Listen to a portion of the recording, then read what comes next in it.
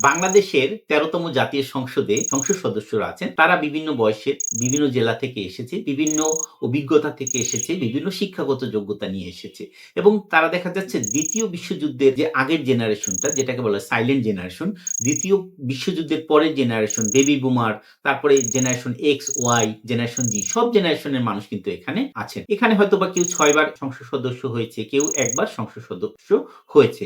তো বিভিন্ন যে বয়সের বা বিভিন্ন জেলা থেকে বিভিন্ন কালচার নিয়ে যে মানুষজন এক জায়গায় আসে এটাকে বলা হয় ডাইভার্সিটি। ডাইভার্সিটি মানে হচ্ছে ডিফারেন্সেস এবং ডাইভার্সিটির পরে যখন মানুষ একসাথে কোলাবোরেশন করে এটাকে বলা হয় inclusion. Diversity is not inclusion. Diversity মানে এক জায়গায় আসা। ইনক্লুশন মানে হচ্ছে এক জায়গায় এসে কাজ করা। তো বিভিন্ন কালচারের মানুষ, বিভিন্ন বয়সের মানুষ এক জায়গায় এসে যখন কাজ করছে এই ইনক্লুশন থেকে কিন্তু নতুন একটা কালচার তৈরি হয়। বিভিন্ন জেলা থেকে বিভিন্ন বয়সের মানুষ যখন এক জায়গায় এসে কাজ করছে তখন তাদের মধ্যে আবার একটা নতুন একটা কালচার কিন্তু তৈরি হয়। যেমন ধরুন এই কালচারের মধ্যেও কিন্তু আবার দেখা যাচ্ছে এক কালচারে যে জিনিসটা আসলে অ্যাকসেপ্টেবল অন্য কালচারে কিন্তু এটাকে অ্যাকসেপ্ট করে না। যেমন ধরুন পার্বত্য চট্টগ্রামের যারা আদিবাসী আছে ওই জনগোষ্ঠীর যে কালচার তারা যেভাবে আসলে একটা ড্রেস পরে, তারা যেভাবে একটা অনুষ্ঠান পরিচালনা করে, তারা বিভিন্ন অনুষ্ঠানে যে কোমল পানীয় পান করে এই জিনিসগুলি হয়তো অন্য জেলার যেটা কনজারভেটিভ জেলাগুলি আছে ওই জেলায় এটা অ্যাকসেপ্টেবল না। একটা জেলার কালচার অন্য একটা জেলার জন্য বাউন্ডারি হয়ে দাঁড়ায়। বাউন্ডারি মানে হচ্ছে একটা সীমারেখা। মানে সহজভাবে যদি বলি একটা অফিসে একজন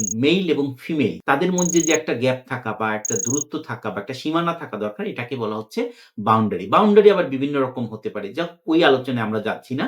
তো একটা জেলার কালচার অন্য একটা জেলার জন্য বাউন্ডারি হতে পারে। যেমন ধরুন পুরান ঢাকার যে বিয়ের যে অনুষ্ঠান সেখানে হয়তো রাতে তারা কিন্তু সারারাত অনুষ্ঠান করে, তারা হয়তোবা গান বাজনা করে। এই যে একটা কালচার, এই কালচারটা হয়তোবা উত্তরবঙ্গের কিছু জেলায় কিন্তু হয়তোবা অ্যাকসেপ্টেবল না। দ্যাট মিনস হচ্ছে পুরান ঢাকার যে কালচারটা এটা উত্তরবঙ্গের জন্য কিন্তু বাউন্ডারি হয়ে দাঁড়ায়। তো আমরা দেখেছি যে ইউএসএ তে বিভিন্ন ধরনের কান্ট্রি থেকে মানুষ এসে কিন্তু মাইগ্রেন্ট হয়ে কিন্তু ওখানে কাজ করে। ইউএস এর তারা বিশ্বের মধ্যে যে অত্যন্ত উন্নত একটা দেশ, এটার অন্যতম একটা কারণ হচ্ছে ডাইভার্সিফাইড মানুষ কিন্তু এক জায়গায় এসে কাজ করে। তো আমাদের এই ডাইভার্সিটিটাকে বোঝা অত্যন্ত গুরুত্বপূর্ণ।